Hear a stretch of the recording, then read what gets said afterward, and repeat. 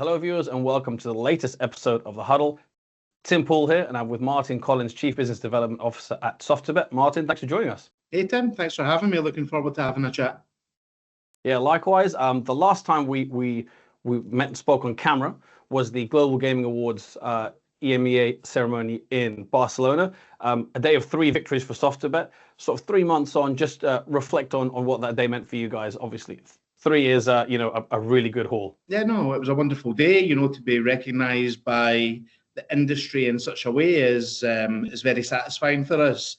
However, what I would say is that the most successful businesses, the most successful people, the most successful sports people, they don't rest on the laurels, and we're exactly the same. So although we appreciate it, we're still driving forward, and we want to achieve and emulate that on a year-by-year basis. So you can see on the basis of what we've been doing over the last 3 months that we're really pushing the product, we're pushing our regulated footprint, and that's all with the aim to be recognised like this on a regular basis. So it's no looking back, all looking forward to. Sure. So it's a case as well of not standing still. Absolutely. You can't stand still. If you stand still, then you're dead. Since Awards Day, you've also released your financial report for 2024. Obviously, as we say, we're looking forward, but if we can look back a little bit, humor me for this question. What stood out in terms of the numbers that you'd like kind of the world to see in that financial report? Well, you can see the growth. The growth is within the numbers themselves. The GGR increase, the regulated footprint increase, everything that we're working on a day-by-day basis with our excellent teams is reaping rewards for us. Now, don't get me wrong. There's obviously challenges there that exist. Expanding your regulated footprint isn't an easy task because there's no harmonisation between jurisdictions. So every individual one has its different nuances. But we are really trying to localise. We're really trying to be specific to each individual jurisdiction in order to be successful and deliver a product that resonates with the customer base. And you can see in the numbers alone that the growth and the success that we've had, particularly in markets that we've never really had any traction. So, for example, Ontario, we launched there last October. And we can see the growth. We recently announced a deal with the Ottawa Senators there as well, which maybe we'll discuss further down the line. We launched into Greece recently. We have the Spanish licenses. We're in Italy. The footprint keeps on growing, and despite the challenges, we're experiencing growth in these markets and doing incredibly well, both from a B2C and a B2B perspective. So the number all of the key metrics have grown, Tim. The NGR, the GGR, the ultimate bottom line. So this is what a successful business is built upon. And I keep saying that when we start looking forward and we look at Q1, we start looking at 2025 after the year that we had in 24. We have to have building blocks again, because what success in 24 isn't what success is in 25. So you actually need to build a base again in order to be able to scale at a greater intensity. So this is really what we're looking at. And again, we look forward. We don't tend to look back to. You mentioned North America, Ontario, and we certainly will discuss Ottawa and various deals there. But looking at, you talked about you mentioned a couple of markets, and you kind of talked about the need for localization. But if we're to look at EU markets, taking your point about localization, that every market will be different, especially from a regulatory standpoint. But are there any trends you're noticing at the moment, perhaps in certain markets or across the board in Europe, that operators and maybe other suppliers need to take note of? I think that some jurisdictions are certainly starting to consider the customer experience as a very, very integral part to being a successfully regulated jurisdiction. Because ultimately, if the experience from a regulated perspective does not deliver what the customer is expecting, then they will look elsewhere in order to feel satisfied about their casino, their sports betting, whatever it may be, experience. So I can see that. I can see that a lot of jurisdictions are considering different types of advertising and how it works. So, for example, in Italy, They have recently increased the investment in order to be able to maintain a license there. But at the same time, there's discussions with regards to bringing back advertising within sports, for example. So you could go and sponsor a Serie A, a Serie B football team. So what that tells me is that they're trying to drive the quality operators into the market, and they're trying to reward them by giving them the opportunity to actually invest in the local infrastructure and the local football teams that are there. So I think everybody's aware of their deficit. I think every jurisdiction, every country is aware of the deficit. And they want to take steps, albeit steps that are considered and still look after the needs of the player, but give them a nice experience with reputable operators, and allow those operators to really drive a market with competition and with fair competition. So this is what I'm seeing within the European, with some of the European markets. There's obviously many European markets, but I'm seeing this, Italy, Spain, Greece as well. You know, it's opening up a little bit, which makes perfect sense, and we see it as a massive opportunity, actually, Tim. Yeah, it's a fascinating trend to hear kind of regulators potentially looking at the player experience, because a number of years ago that, you know, I think it's fair to say that would, I don't know if it never have happened. I think it's fair to say that. And also your Italy example is particularly poignant because obviously there was the advertising ban, there was a lot of kind of reaction from the industry, and it might just be a little indicator there that just outright banning advertising, you know, that's not a policy that may be that effective. Yeah, I think it depends upon your operator base. And I think Italy have been very, very considered about how they are going about doing this. So as I indicated, they've increased significantly the cost of doing business there, which ultimately means that the smaller operators can no longer afford to be within that market. And that ultimately means that the operators that you have significant revenue to invest. And in the majority of cases, will have a extended regulatory footprint. So they understand how to operate in these markets. They understand how to protect the players, whilst also giving them a unique experience that resonates with them and manages their expectations. So the Italian movement is interesting, and it's going to go on full circle, Tim. You're absolutely right. They did the advertising ban several years ago. I can't remember exactly when, but it's interesting to see it coming back now, and the entire market is very excited about it. So this is great news for everybody. Yeah. The last Europe-facing question, which might actually put you on the spot a little bit, because you mentioned that you know, in a market like Italy, not just looking at Italy, but in that market, you know, you need clout, you need investment, given the landscape, kind of the big operators with the regulatory footprint can thrive. But if you were, you know, from a, let's say, SoftBet as a supplier perspective, if there was any advice you'd give to other operators, maybe looking to challenge at the top end of European markets, what would you suggest? There's some markets that are incredibly regulatorily heavy, which means that the investment that you need to put in order to be able to operate there is significantly more than others. There's some that the simple investment is a lot more. So, for example, Romania, they require a €7 million bank guarantee. So if you want to avoid these things, you've got to look at each market individually. You've got to figure out, you know, the nuances of that particular market and how easy it is to deliver it, and how you can create a USP within that opportunity. So it's really, really important that you don't think you can do absolutely every market. And we don't even believe, although we have the clout and we could go and operate in the majority of markets, there's many that we turn down, Tim. There's many that we look at and we think that's just not right for us at the moment. It might be in the future, but at the moment it's just not right. So you have to be quite calculated about it. And you need to, I would say that you also need to speak to people locally in the market. It's amazing that, you know, you have all of these resources in order to be able to understand regulation and the local elements of a market. But until you speak to somebody in that market and understand it truly, the challenges that exist, you won't understand it to the degree you probably need to in order to make an investment. So all of these things coupled together should define what your strategy is. And it needs to be really considered, Tim. Without the consideration, without the data, without understanding the local nuances, you can't make a decision on it. So you've got to be armed with all this information and invest into your business development process so that you understand exactly what you want to achieve before you start looking at the markets.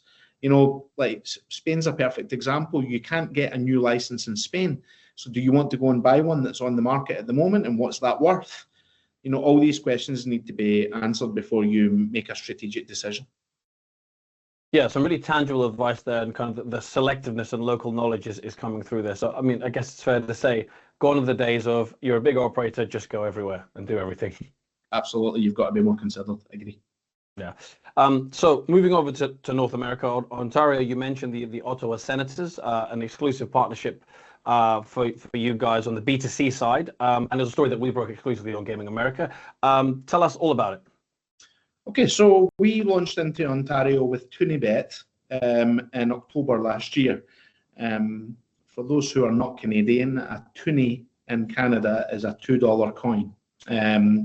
So we went with a localized brand, and that's proven to be quite successful for us because from an SEO perspective, from a brand equity perspective, it resonates with the local community within Ontario.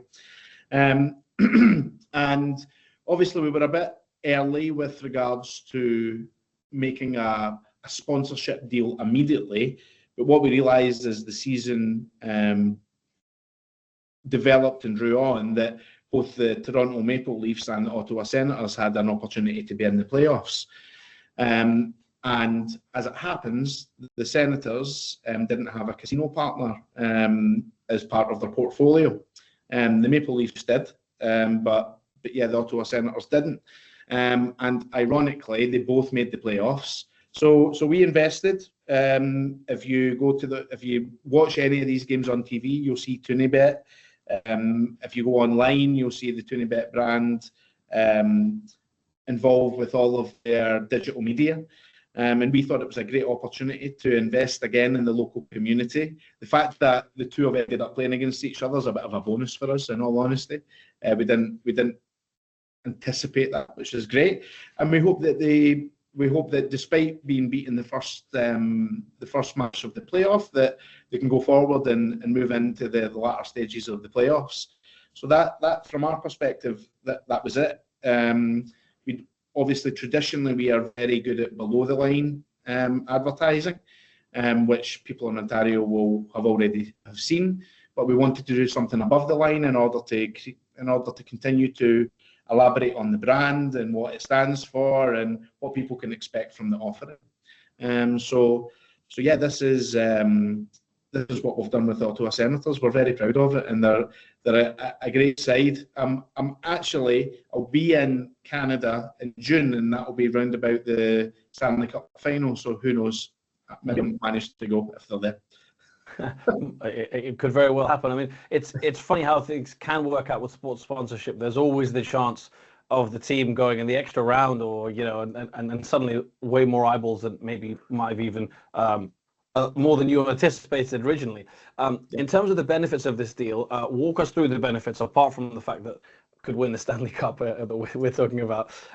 But maybe a more difficult question to answer, which is often intangible with sponsorships, but what kind of ROI are you potentially looking at? Okay, so the thing is that, remember, it's an entire marketing mix that you need to consider, Tim. Okay, so as I indicated, we're good at below the line. And the great thing about below the line advertising is that when you advertise, you can instantly see your ROI. Okay, because you know what you've invested and you know what you're getting back. So that's easier to calculate because it's all numbers driven and it's all digital and easy to follow. When it comes to above the line, like sponsorship, advertising on billboards, etc., it's a little bit more difficult. But what we've realized is that if you do it properly in the right place, then it positively impacts your below the line efforts. So what happens is that your conversion increases because somebody might see a PPC ad, for example, okay, for ToonieBet, but they watch the Ottawa Senators the evening before and they go, oh, that's those guys that sponsor my team. and as a consequence, they convert better than they would do. So you see the percentages, and it might be 1, 2, 3, 4%, but actually across all of the traffic that we generate, that's quite significant impact. So that's what we're trying to do, is we're trying to build the brand equity, because it's all well and good saying we're great at below the line, but once you have that brand equity and you have that trust, and that's ultimately what we're trying to achieve, the conversions spike, and you see a much greater ROI from below the line. So it's the entire marketing mix and bringing that together and genuinely seeing an impact on the conversion and the ultimate bottom line. That's what we're trying to achieve. Mm-hmm. Really interesting breakdown. Really appreciate it. Obviously, Soft2Bet as a whole, we talked about the ToonieBet B2C, but you've got B2B as well. And on that note, in the US, a big partnership with Caesars. Can you tell us a little, slightly different? Can you tell us about that? Okay, so in New Jersey, in order to be able to operate, you need to do a market access deal. And we did a market access deal with Caesars. They had both a casino and a sportsbook skin within New Jersey that we agreed to take on board in order for us to be able to operate there. New Jersey is quite an interesting market, is because it's one of the fledgling markets. It has sports and casino, and if you look at the numbers from a casino perspective, they're actually now on a fairly regular basis since October last year, outperforming from a GGR perspective the retail side of the New Jersey business, which is showing growth. Now, just a caveat on that, the retail side continues to grow, it's just that online is growing at a faster rate. So it's quite a mature market. We've seen a lot of casualties there recently, but given the current situation, we thought there was a big opportunity there. And the big opportunity that we see is really around the customer experience. I talk a little bit about a race to the bottom in these types of markets, and what I mean by that is that operators spend a hell of a lot of money, both in acquisition and retention, in order to maintain their position within that particular market. So the relationship that they have with the customer is very transactional. There's no, as I spoke about within Canada and the Ottawa Senators, there's no brand equity, there's no loyalty to the brand. It's all on the basis of a transaction and how much cash you're giving them. So what we believe is in this market, with our product, with our gamification, we can actually build an experience that the customer resonates with and will come back time and time again. That's really our goal. We acknowledge it will be tough. We acknowledge that there's people spending an incredible amount of cash there, which will mean that the transactional element will always be maintained. But we genuinely believe that there's an audience within New Jersey that will resonate with our product, and we don't need to spend quite as much in order to get them, and then more importantly, maintain them.